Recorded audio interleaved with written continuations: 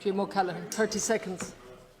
Minister, you'll be aware of Pearse House. It's one of the largest flat complexes in the inner city. It's in my constituency.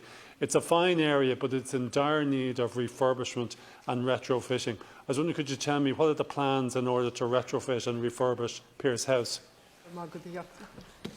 Minister.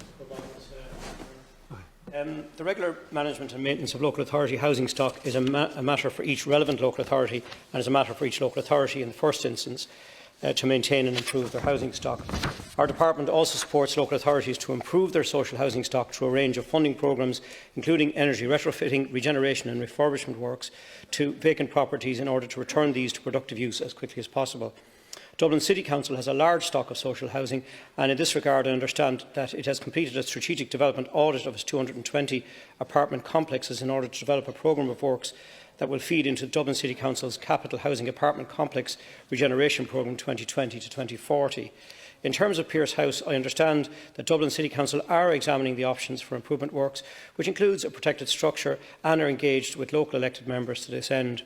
Following this process, it is a matter for the Council to bring forward proposals for works and to apply for funding under relevant social housing programme, depending on the nature and scope of the works required.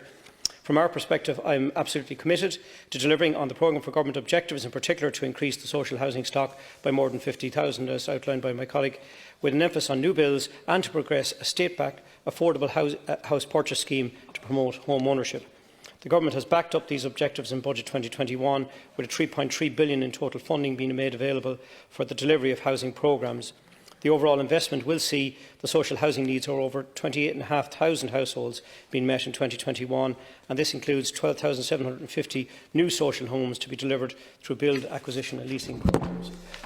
While we work to deliver these new homes, particularly social and affordable, working with local authorities and other delivery partners, it is also important that councils maintain and upgrade their existing stock. The budget includes funding for both these approaches, and will work with the City Council and other local authorities to that end. Margaret.